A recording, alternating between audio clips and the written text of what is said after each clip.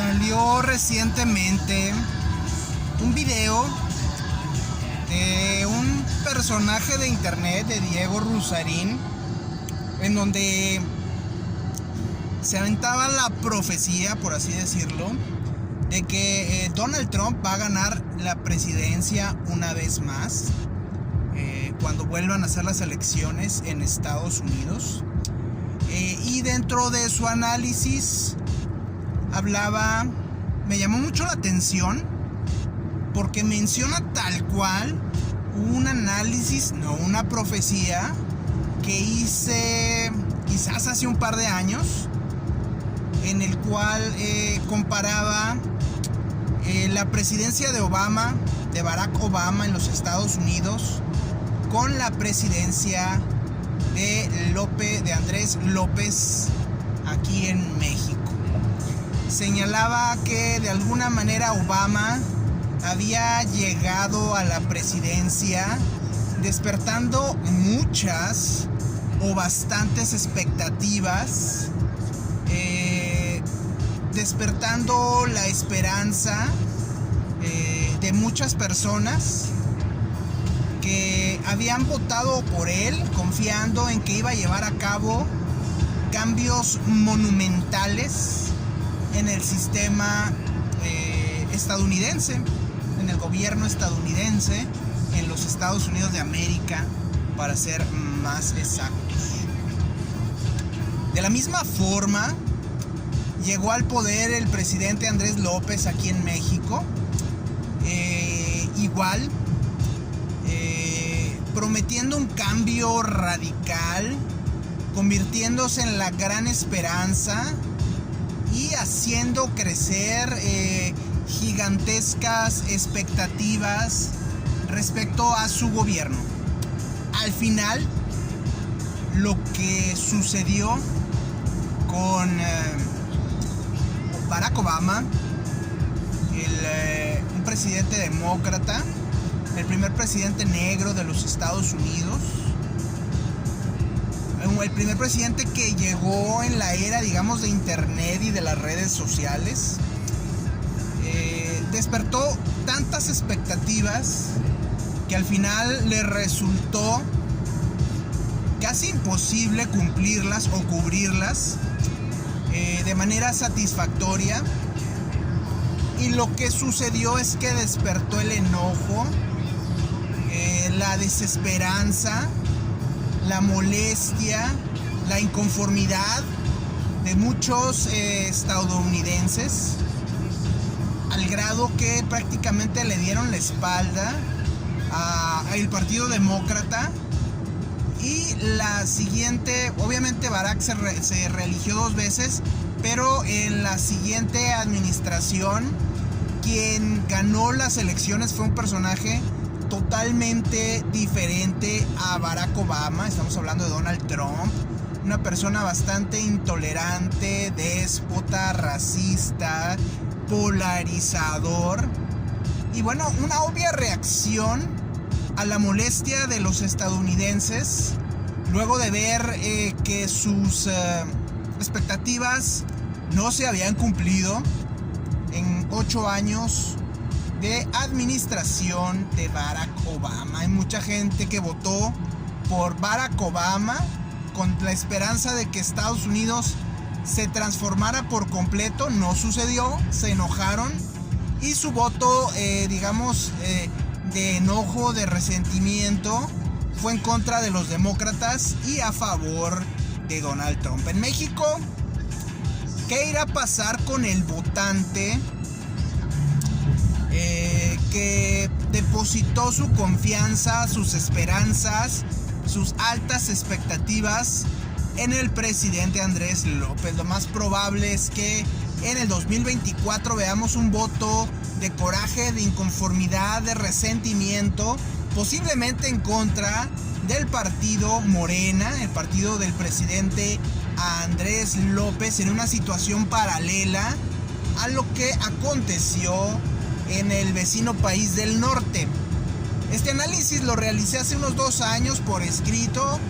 No he tenido tiempo de buscarlo, sí me interesa buscarlo y ver qué tan parecido es al análisis que acaba de sacar Diego Rusarín, en el cual hace la misma comparación. Incluso señalé en aquel momento algo que también señala Rusarín, que es lo que sucedió en Brasil luego de 8 años de presidencia de Lula da Silva y, si mal no recuerdo, 4 años de presidencia de Dilma Rousseff, que fue su sucesora y también perteneciente al Partido del Trabajo o de los Trabajadores, uno de los partidos políticos más grandes de América.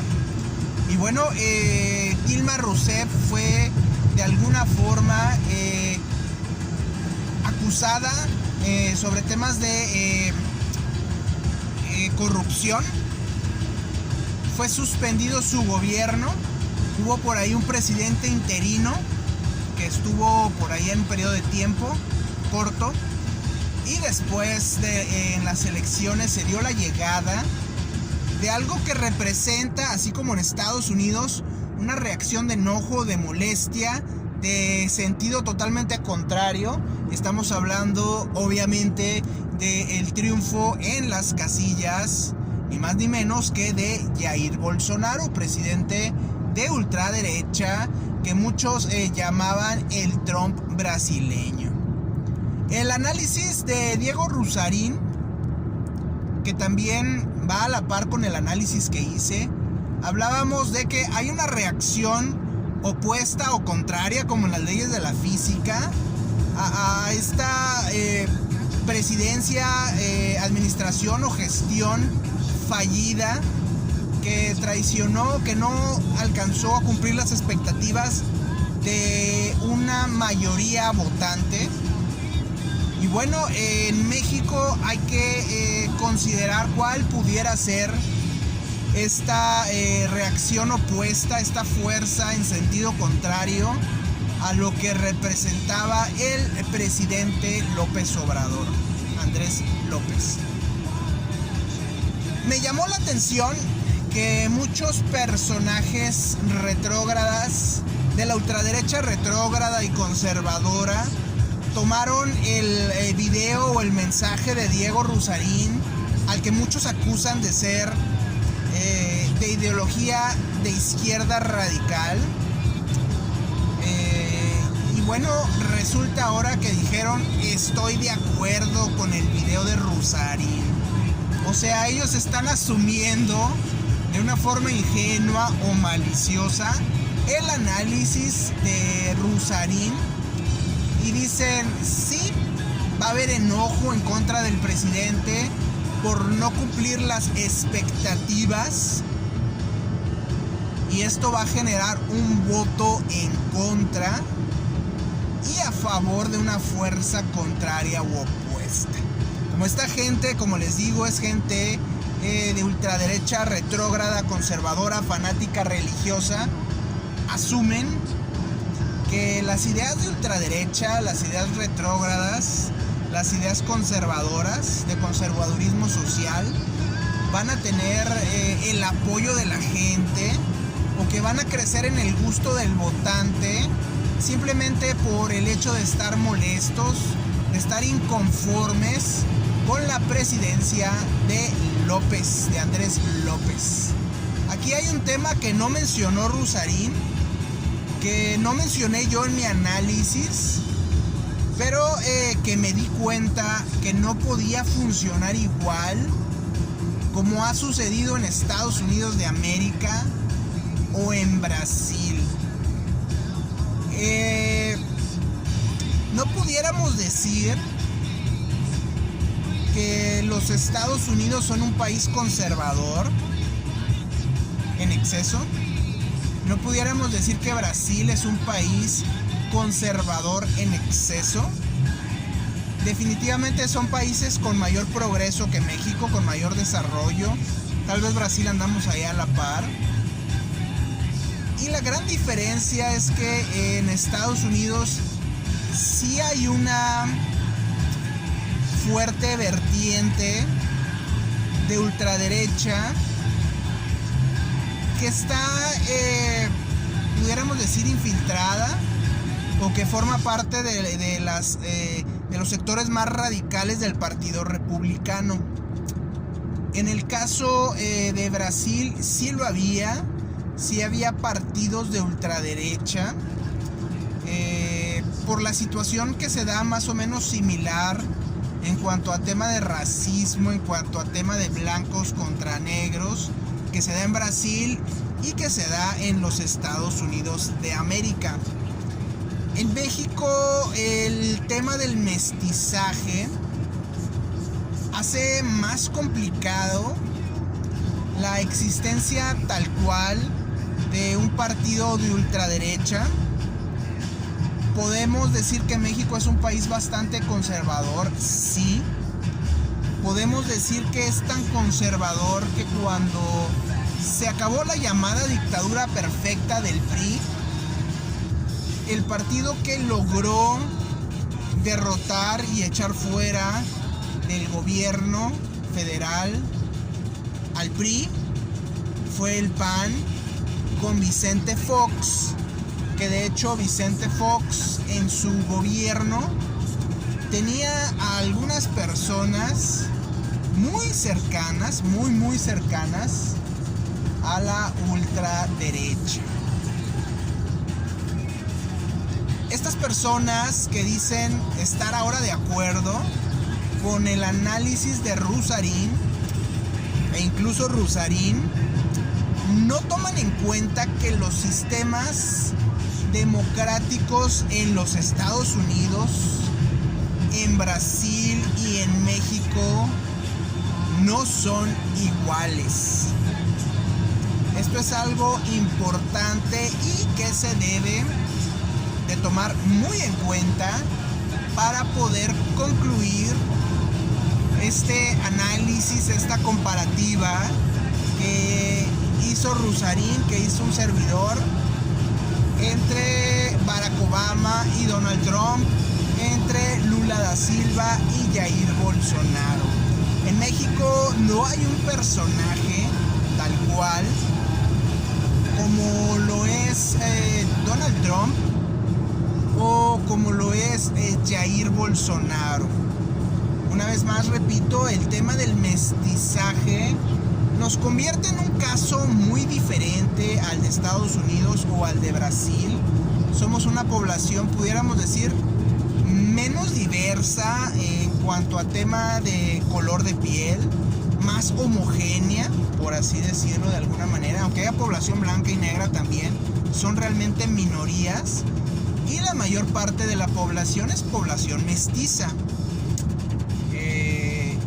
De ahí a que sea algo muy diferente, los motivos, las raíces, las causas que originan la situación tan especial en Estados Unidos como en Brasil. Eso por un lado, por el lado social, digámosle así, pero por el lado enteramente político, podemos decir que el sistema democrático es muy diferente. El sistema democrático permitió, yo le diría que fue una falla el gobierno de Donald Trump, que fue algo que no debió haber pasado, un accidente, pero el sistema democrático permitió echar fuera a Donald Trump de alguna forma y que muchos votantes rectificaran su error. En el caso de Brasil, digamos que el sistema estadounidense predomina o es más fuerte que un candidato. Esto permite que el votante ejerza de mejor forma la democracia, que vote por el partido que le dé la gana, por el candidato que prefiera, aun y que sea por las razones equivocadas, y le permite que en 4 años, solamente en 4 años, pueda rectificar su voto y echar fuera esta administración, esta ideología, este gobierno, si no está al 100% satisfecho con él. El caso de Brasil es parecido pero diferente, en el sentido de que en este caso Lula da Silva fue reelecto cosa que también sucedió con Obama. Pero después, obviamente Lula da Silva consiguió bastante aprobación. Su primer gobierno fue un tanto atormentado porque aún tenía algo, digamos algo, no mucho, de ideas radicales. Lula da Silva se fue moviendo al centro, fue, digamos que, puliendo esas esquinas un tanto filosas, un tanto complicadas de su visión de gobierno. Y para su segundo periodo Lula ya estaba muy centrado, ya estaba gobernando para todo el país y había una cierta unidad y un consenso a trabajar junto con él por parte de todos los sectores del gobierno, por todos los espectros, por así decirlo. Tanto así tuvo de aprobación Lula da Silva durante su gobierno que consiguió colocar, digamos que a una discípula, a la exguerrillera Dilma Rousseff, que si mal no recuerdo sí pudo terminar su primer mandato de 4 años, y fue cuando se religió, buscaba la reelección, que fue echada fuera por el sistema judicial luego de una acusación, un impeachment, luego de una acusación de corrupción tanto en el gobierno de Lula como en el gobierno de Dilma. El sistema judicial supo capturar esta inconformidad del pueblo y maniobró de tal forma que pudo echar fuera a Dilma Rousseff. Aquí el detalle con México, para los que quieran irse por el análisis fácil y decir, si pasó en Estados Unidos y en Brasil, en México va a pasar más fácilmente, pues no. Nuestro sistema electoral y democrático no está, en definitiva, tan desarrollado y tan abierto, tan bien delineado como el de Estados Unidos o Brasil. Obviamente la democracia de Estados Unidos está más desarrollada que en México. La democracia en Estados Unidos está más consolidada que la de México. Las malas experiencias, Brasil tuvo una dictadura militar en los 70s, como hubo muchas en Latinoamérica, en América del Sur. Y esto, obviamente, la dura experiencia, el trauma, hizo madurar bastante a la democracia brasileña. En México tuvimos al PRI y a esa llamada la dictadura perfecta, pero la dictadura de México fue una dicta blanda, como decía mi papá, no fue una dictadura, fue una dicta blanda. Obviamente el PRI simulaba elecciones, compraba votos e iba cambiando de presidentes. Pudiéramos decir que fue una dictadura de partido, más o menos suave, no tan dura, más o menos amable, no tan violenta o brutal como la que se vivió en Chile, en Argentina o en Brasil. Y esto, como les digo, obviamente hizo madurar al sistema democrático en Brasil. México no pasó por una experiencia tan dura como en Brasil y su democracia no está tan desarrollada como la de Estados Unidos, y ese es un problema.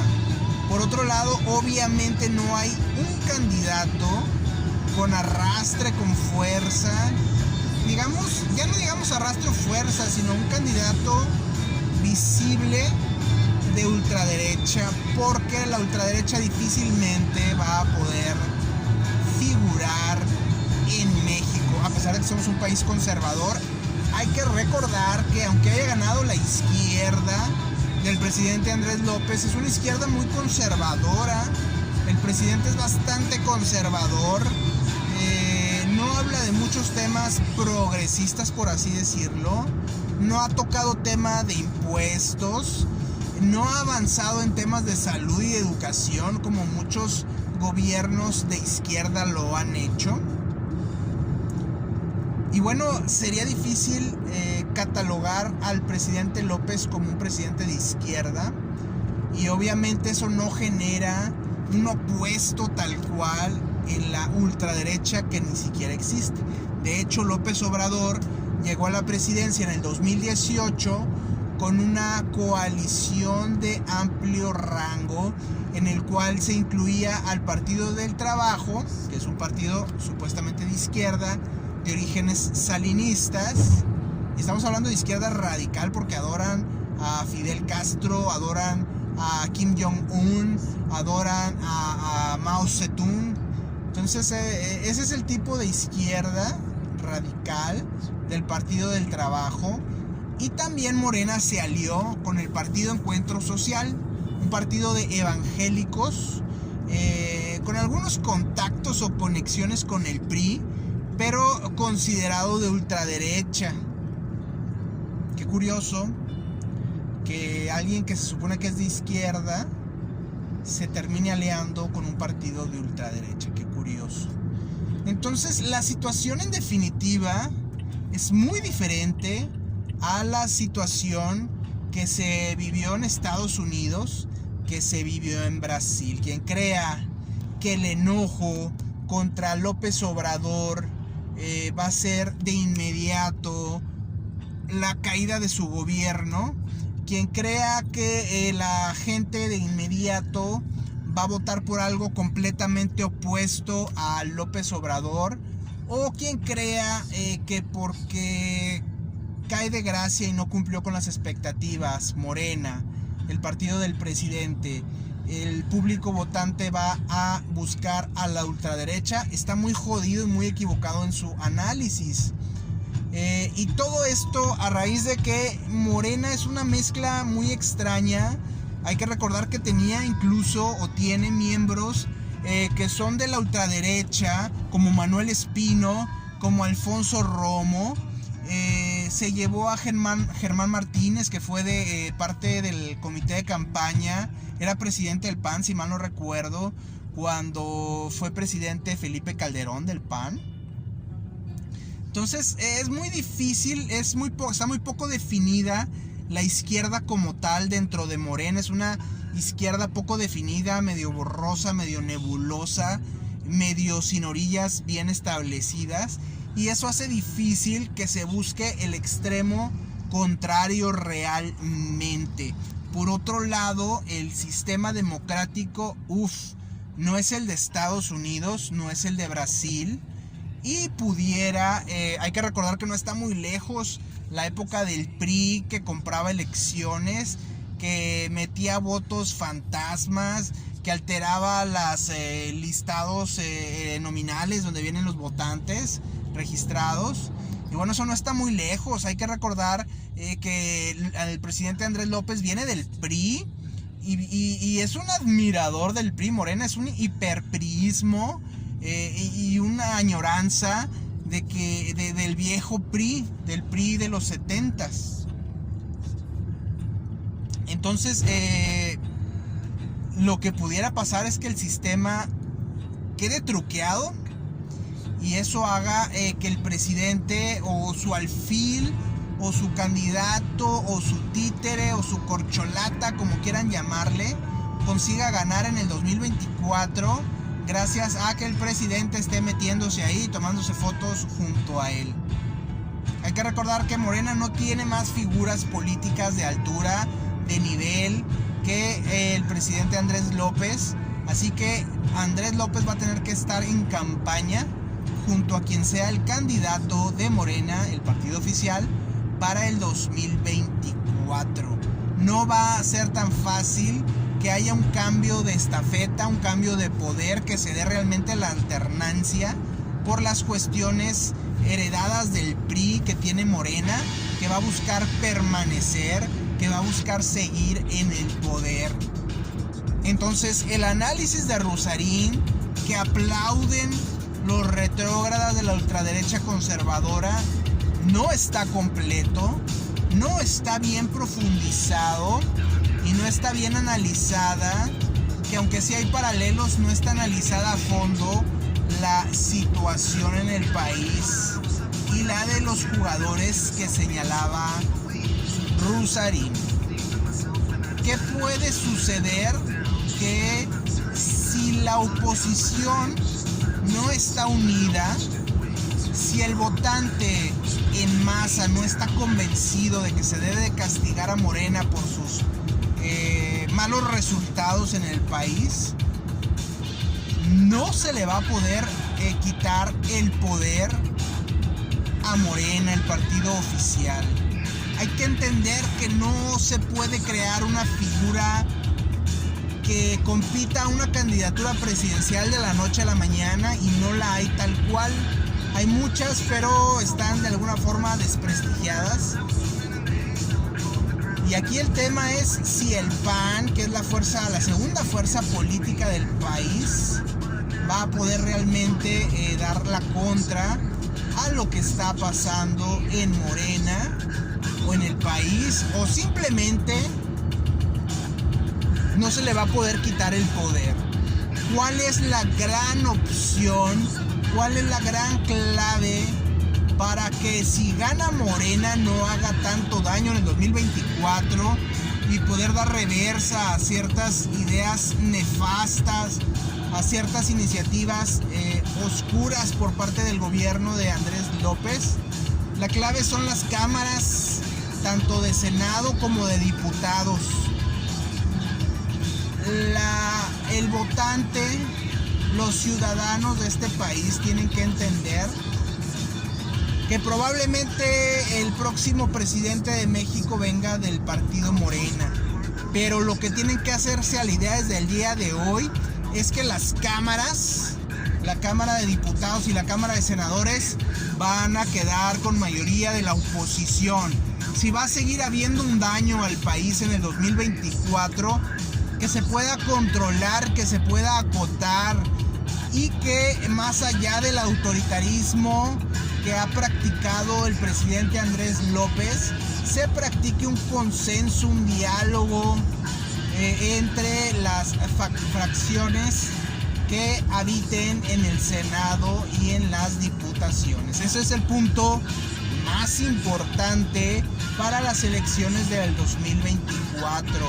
Tiene que entender la ultraderecha en México que no va a tener un candidato, que oponerse al voto, que estar a favor del voto nulo, no va a ayudar más que al partido oficial a mantenerse en el poder. Van a tener que entender que no hay candidatos perfectos y que no se trata de que se casen con un candidato para toda la vida, sino de que vean a los candidatos como un autobús. Vamos a llegar al trabajo, no pasó el autobús que yo quería, el que me gusta, pero pasó este autobús que me deja lejos, que me deja cerca de mi trabajo. Lo voy a tomar y me voy a bajar cerca de mi trabajo y voy a caminar. Eso es lo que debe pasar. Abstenerse de votar es una tontería y es ser parte del oficialismo. Anular el voto sería un error muy grave. Si no se está de acuerdo con el gobierno, se tiene que manifestar uno en contra. Eso lo tienen que entender.